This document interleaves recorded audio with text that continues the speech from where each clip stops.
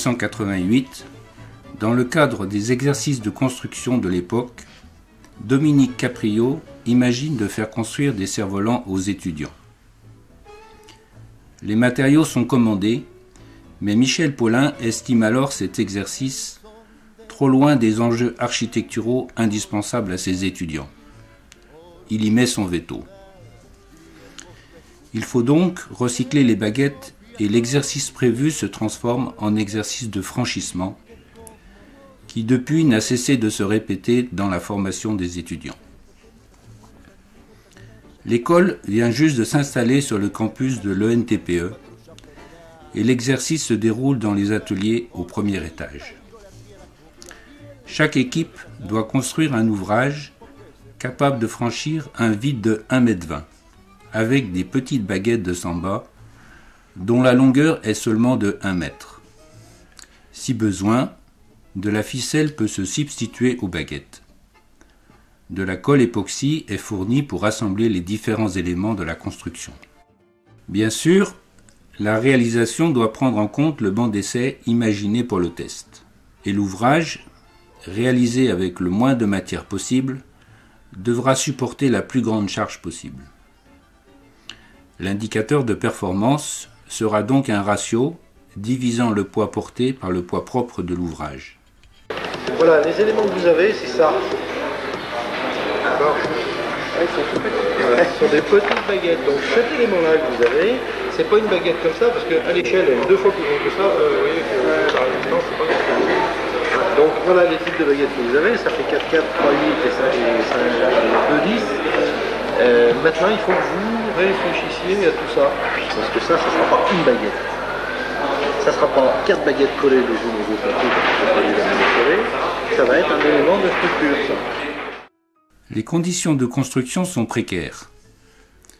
Découpe de baguettes, collage et montage de l'ensemble sont réalisés sur des plans de travail en stratifié ou sur le mobilier de bureau des ateliers. Doigts, pince à linge ou à dessin, mais aussi tabourets sont utilisés pour maintenir les éléments ensemble, le temps que la colle prenne. On modifie parfois les intentions de départ pour corriger certains défauts de conception et mieux prendre en compte la descente de charge espérée. Les découpes au cutter occasionnent parfois certains bobos. La préparation de la colle nécessite d'abondantes explications. Le principe est le suivant, c'est une réaction chimique qui se fait pour bien mélanger les deux systèmes très vite. Alors je vous conseille, vous foutez de ma gueule, c'est pas grave, on a l'habitude. J'ai été couché dans ma jeunesse. Non, on a l'habitude. Hein. Vous prenez un petit morceau de papier comme ça, quand vous avez fait votre colle, vous jetez le support parce que vous n'allez pas refaire de la colle là-dessus, vous n'arriverez pas à le mélanger. Donc la méthode rapide c'est celle-là. Il faut que la colle elle soit légèrement opaque. Donc là elle n'est pas bonne encore. Il faut en faire peu à la fois. À tel point qu'à un moment donné, il y en a un qui fait la colle pendant que les autres font le montage. Si vous faites ça, vous pouvez donc mélanger votre colle. Si vous prenez un support qui a déjà eu de la colle, vous n'arriverez pas parce qu'elle aura fait de prise. Annonce le poids. 14 kilos. Là c'est tendu, là aussi, là tu donnes. Les ateliers sont le lieu de tests de rupture. Un simple morceau de moquette amortit la chute des ouvrages. Cela n'est pas sans inconvénient pour les occupants des salles du rez-de-chaussée, dont les cours sont un peu perturbés ce jour-là.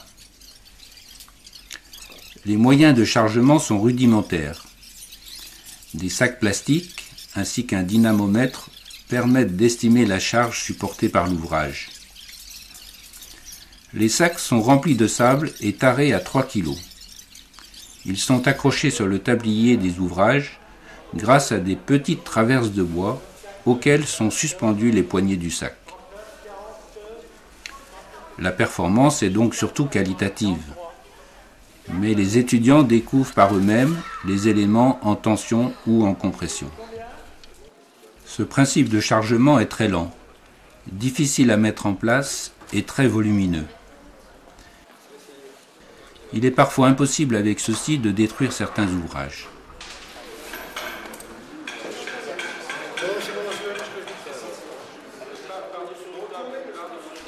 Il faut parfois utiliser les grands moyens pour aller jusqu'à la ruine.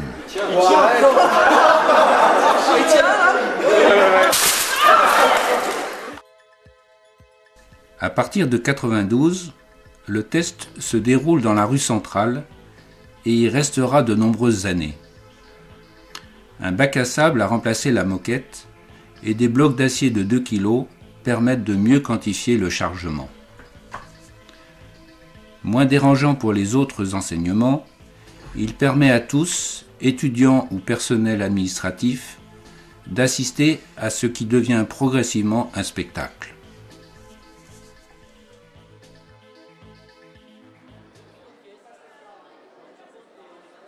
Certaines performances sont déjà spectaculaires et le nombre de blocs d'acier que fabriqués ne suffit pas toujours pour détruire l'ouvrage. Les enregistrements des vidéos sont exploités pour monter des ralentis. Les premières typologies apparaissent: poutre, arc, système sous-tendu, double système et système complémentaire. Ces appellations permettent de décoder le comportement des réalisations. En décembre 1997, le sujet est partiellement modifié pour travailler sur le porte-à-faux. Il faut alors réaliser un ouvrage capable de porter une charge ponctuelle avec un porte-à-faux de 40 cm. De belles réalisations en découlent, mais les résultats généraux sont peu exploitables et nous font vite abandonner la reconduction de ce nouveau défi. En janvier 2000, un nouveau dispositif apparaît: le décalage de niveau des appuis. Les concepteurs doivent maintenant prendre en compte ces effets de site dans leurs propositions, ce qui enrichit les variantes. En mai 2000, l'exercice s'exporte avec notre concours à l'école d'architecture de Gênes. La procédure est un peu modifiée par les enseignants italiens. Le lamellé-collé y est autorisé. Cela permet de belles réalisations avec tablier courbe et arc déversé, assez semblables à certaines réalisations de Calatrava. Les déformations en cours du test sont mesurées par des comparateurs et confrontées aux résultats prévus par un logiciel de modélisation de structure. Depuis janvier 1999, François Boutz et Jean-Claude Mizzi ont introduit cet exercice dans la formation des élèves ingénieurs. L'école d'architecture ne peut accueillir une population supplémentaire aussi nombreuse, et il faut trouver un lieu de fabrication. La première année, le lycée Robert Doisneau vient à peine d'être construit et est partiellement occupé. Il met alors ses salles à disposition en échange d'un mobilier offert par l'ENTPE. Les années suivantes, c'est l'atelier auto qui accueille l'exercice dans un froid glacial. Heureusement, en 2003, la construction des grands ateliers est achevée. L'exercice s'y délocalise. La commodité de fabrication y gagne beaucoup. Grand plateau de contreplaqué, outillage facilitant la découpe et le collage des différents éléments, pistolets à colle permettent à tous de fabriquer mieux et plus rapidement. Mais nous découvrons également les conditions hivernales des grands ateliers. Le test de rupture se déroule sur place et de nouveaux blocs d'acier plus efficaces apparaissent. D'année en année, les moyens audiovisuels se perfectionnent. Projection sur grand écran et caméras multiples pour que chacun puisse observer le comportement de chaque ouvrage. Des caméras plus performantes permettent des ralentis de plus en plus lisibles.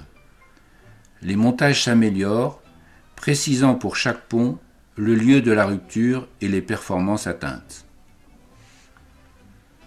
À partir de 2005, l'exercice devient commun à l'ENSAL et l'ENTPE.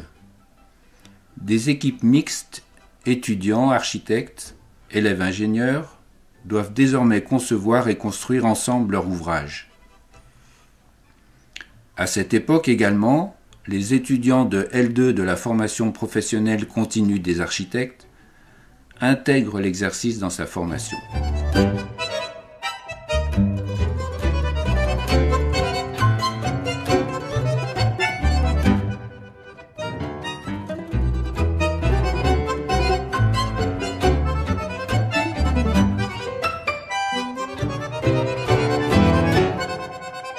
À partir de 2003, les élèves ingénieurs poursuivent ce premier TP de RDM par la modélisation de leur ouvrage sur un logiciel de structure. Ils confrontent alors une simulation numérique dépendant fortement des hypothèses intégrées dans le modèle avec les résultats expérimentaux du test de rupture.